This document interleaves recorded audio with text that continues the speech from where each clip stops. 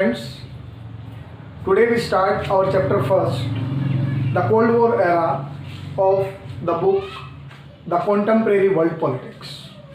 प्यारे बच्चों, आज हम समकालीन विश्व राजनीति का पहला अध्याय शीत युद्ध का दौर पढ़ेंगे। This lecture is bilingual. It means that it is for both the student for English and Hindi medium. So today our topic is the Cold War era. The Cold War era. Before we start this chapter, I want to tell you about the First World War, the Second World War, and after the end of Second World War, the starting point of the Cold War.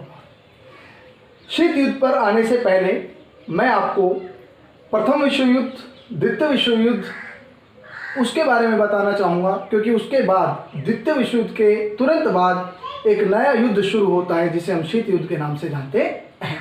तो सबसे पहले हम बात करेंगे first World war की। First World war कब से कब तक लड़ा गया? 1914 से 1918 के बीच में लड़ा गया। ये जो वॉर था ये किस कॉन्टिनेंट के अंदर लड़ा गया था? ये यूरोप कॉन्टिनेंट के अंदर लड़ा गया था। The First World war was fought between the two alliance. One was allies Nations, जिनको क्या कहा गया था? मित्र राष्ट्र। और एक जो सेंट्रल पावर्स थे, सेंट्रल पावर्स जिसको हम केंद्रीय शक्तियां कहते थे, उनके बीच में हुआ था। अब आपको ये पता होना चाहिए कि कौन कौन से देश इनके पार्ट थे। तो सेंट्रल पावर के अंदर अगर हम बात करें तो सबसे पहले ऑस्ट्रिया, हंगरी और इसके साथ साथ जर्मनी और बुल्गारिया जैसे देश शामिल थे। अगर एलाइड नेशंस की बात करें तो यहां पर कौन कौन से थे? फ्रांस, ब्रिटेन, यूएसए, इटली, ये सब किसकी तरफ से थे? एलाइड नेशंस की तरफ से थे। अब इसका रिजल्ट क्या हुआ? Who won the first world war? The Allied nations won the first world war. इस विश्व युद्ध के अंदर जो मित्र राष्ट्र थे उनकी विजय होती है एंड फाइनली जर्मनी के साथ एक बहुत इनह्यूमन ट्रीटी साइन होती है जिसको किस नाम से जाना जाता है? Treaty of Versailles. Treaty of Versailles के साथ प्रथम विश्व युद्ध क्या हो जाता है? समाप्त हो जाता है। अब प्रथम विश्व युद्ध में जितना मानवता का विनाश हुआ था उसको देखते हुए जो अलाइड नेशंस थे उन्होंने एक इंटरनेशनल ऑर्गेनाइजेशन बनाने का निर्णय किया। अब हम बात करेंगे लीग ऑफ नेशंस के बारे में। तो फर्स्ट वर्ल्ड वॉर जो था वो किस किस के बीच में लड़ा गया? अलाइड नेशंस और सेंट्रल पावर के बीच में लड़ा गया। अब हम बात करेंगे league of Nations. League of Nations किसके इनिशिएटिव पे बना था? सबसे पहले आपको पता होना चाहिए जो मित्र राष्ट्र थे उनके इनिशिएटिव के ऊपर बना था। लीग ऑफ नेशंस का जो मेजर ऑब्जेक्टिव था वो क्या था? To stop the possibility of Second World War, द्वितीय विश्व युद्ध को रोकना। ये किसका उद्देश्य था? ये राष्ट्र संघ का क्या था? उद्देश्य था, जो किसके इनिशिएटिव पे बना था? जो अलाइड नेशंस के इनिशिएटिव पर बना था। When League of Nations came into existence on 10th of Jan 1920, 10 जनवरी 1920 को राष्ट्र संघ की क्या होती है? स्थापना होती है। एक्चुअली जो लीग ऑफ नेशंस था इसकी जो आधारशिला रखी गई थी वो 1919 के अंदर एक पेरिस के अंदर पीस कॉन्फ्रेंस हुआ था। कहाँ पर हुआ था? पेरिस के अंदर क्या हुआ था? पीस कॉन्फ्रेंस, शांति समझौता हुआ था, जिसके तहत 10 जनवरी 1920 को राष्ट्र संघ की क्या हुई? स्थापना हुई। इसके जो फाउंडर मेंबर थे वो कितने थे? 42 मेंबर इसके टोटल लीग ऑफ नेशंस के पार्ट थे। लीग ऑफ नेशंस का जो हेडक्वार्टर है वो कहाँ पर था? वो आपका स्विट्जरलैंड के अंदर जेनेवा के अंदर था। Geneva, Switzerland.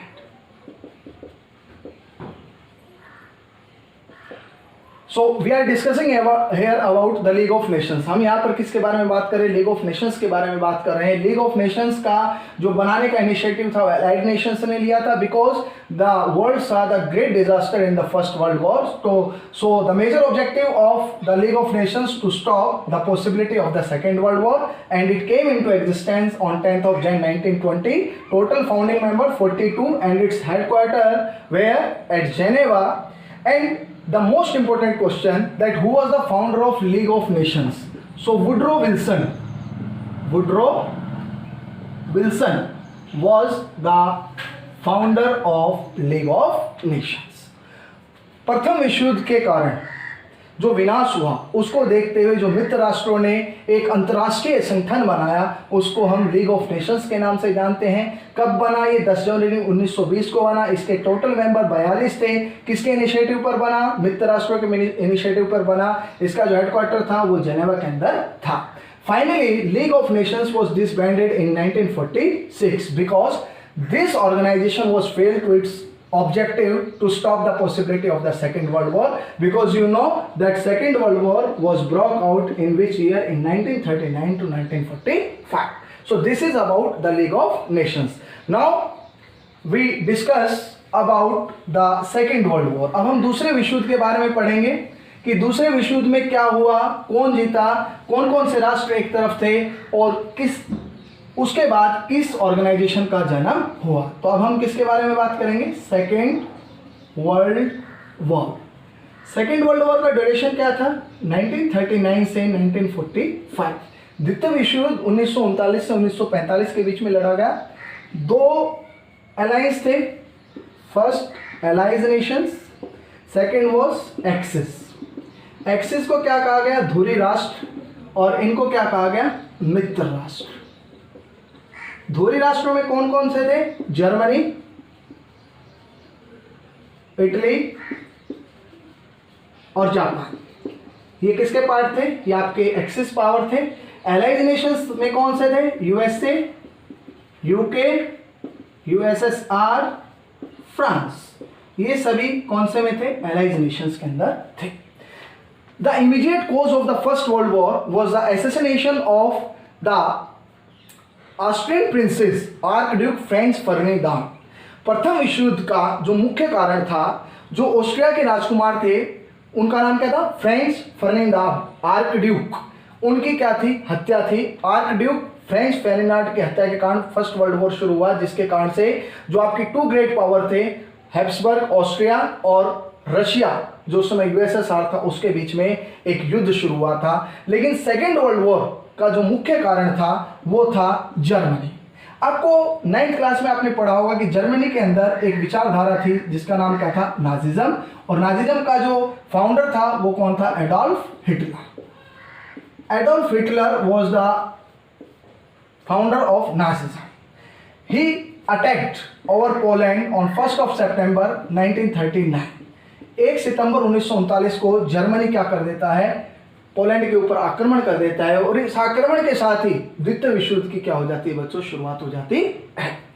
This nation, yes, संयुक्त राज्य America, United states of America did not want to participate in the second world war because of the military and financial loss in the first world war, but when Japan attacked over Pearl Harbor, Japan क्या कर देता है? Pearl Harbor के ऊपर attack कर देता है, जो यूएस नेवी का नेवल बेस होता है 1941 में। यही कारण है कि यूनाइटेड स्टेट्स ऑफ अमेरिका को किसके अंदर हिस्सा लेना पड़ता है? सेकेंड वर्ल्ड वॉर के अंदर हिस्सा लेना पड़ता है।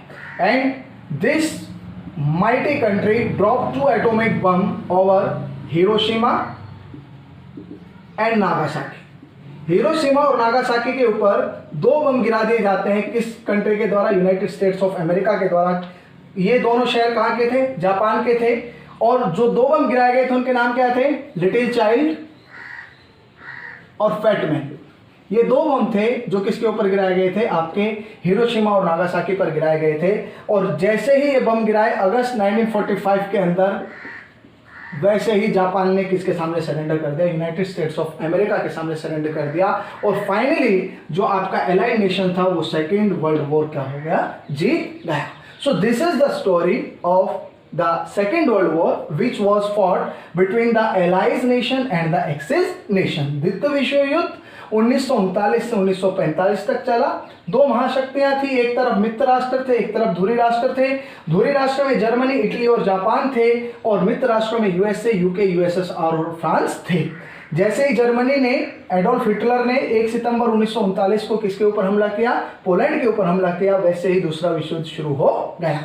संयुक्त राज्य अमेरिका इस युद्ध में भाग नहीं लेना चाहता था, लेकिन मजबूरन उसे युद्ध में भाग लेना पड़ा, क्योंकि जापान ने पर्ल हार्बर पर क्या कर दिया था? अटैक कर दिया था। यही कारण था कि 6 और 9 अगस्त को आपके अमेरिका ने हिरोशिमा और नागासाकी के ऊपर 2 परमाणु बम गिराए, जिनके नाम क्या थे? लिटिल चाइल्ड और fat man. So this was the great disaster for the world humanity. दूसरा विश्व युद्ध पूरे विश्व के लिए काफी बड़ा विनाशकारी सिद्ध हुआ। And after that a new organization, new international organization came into existence that we today known as the United Nations. So जैसे ही सेकेंड वर्ल्ड वॉर खत्म हुआ, उसके बाद हमारे सामने एक नया इंटरनेशनल ऑर्गेनाइजेशन आया, जिसका नाम क्या है? United Nations. अब यूनाइटेड नेशंस बना कब? यूनाइटेड नेशंस संयुक्त राष्ट्र संघ की स्थापना कब हुई? 24 अक्टूबर 1945। 24 October 1945. Every year we celebrate UN Day on 24th of October because it is the founding date of the United Nations.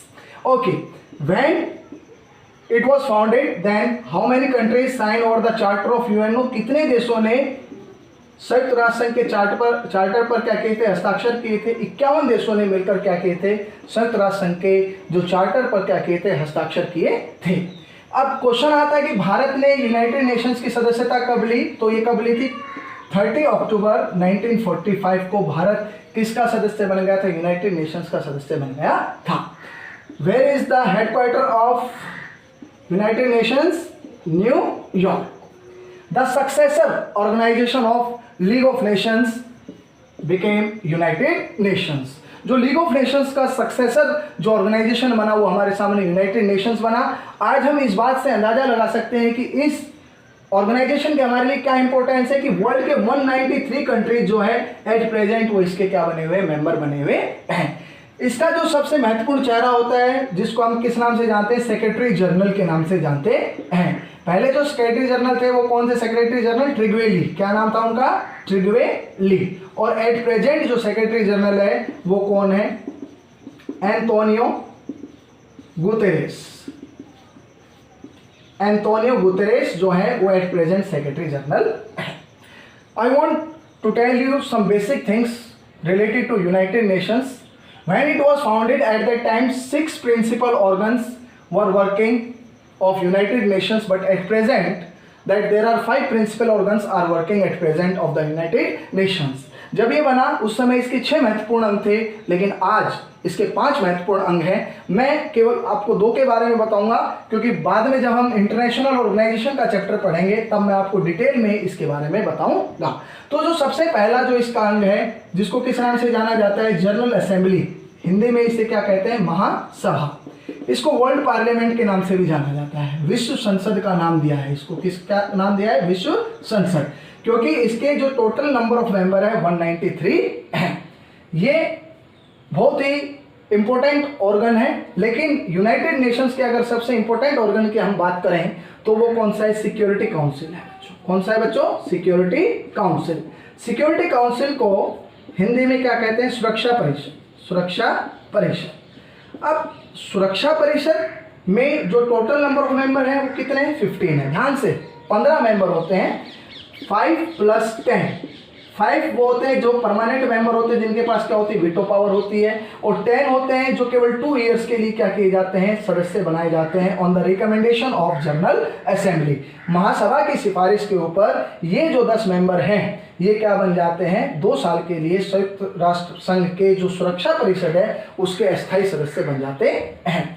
अब ये 5 देश कौन से हैं जिनके पास वीटो पावर है? तो वीटो पावर जो है वो 5 देशों के पास है। कौन कौन से हैं? सबसे पहला यूएसए हो गया, फिर आपका ब्रिटेन हो गया, यूनाइटेड किंगडम हो गया, फिर आपका रशिया हो गया। रशिया को पहले किस नाम से जाना जाता था? USSR, United Soviet socialist Republic. Russia became the successor country of USSR. After that France and China. ये वो 5 देश हैं जिनके पास क्या है, वीटो पावर। वीटो एक्चुअली क्या होती है, एक नेगेटिव पावर होती है। कौन सी पावर होती है, नेगेटिव, एक नकारात्मक शक्ति होती है। India would become the 6th permanent member of security council, but the problem was that China was against of India's membership in the Security council. अब वीटो शक्ति का एक महत्वपूर्ण जो एक नेगेटिव, जो मैंने इसको बोला, एक नकारात्मक शक्ति बोला है कि जब तक ये पांचों देश क्या नहीं, किसी भी कानून के ऊपर पांचों देश एग्री नहीं होते हैं, जो ऑलमोस्ट 5 कंट्रीज अगर ये एग्री नहीं होते हैं तो कोई भी कानून क्या नहीं हो सकता है, पास नहीं हो सकता है। यही कारण है कि चीन ने क्या किया था, चीन ने भारत का विरोध किया था और भारत क्या नहीं बन पाया था, सुरक्षा परिषद का 6ठा स्थायी सदस्य नहीं बन पाया था। So this is about the Security Council, the world's most important, the most powerful आपका जो ऑर्गेनाइजेशन है, संस्था है, जिसको हम किस नाम से जानते हैं, सिक्योरिटी काउंसिल के नाम से जानते हैं।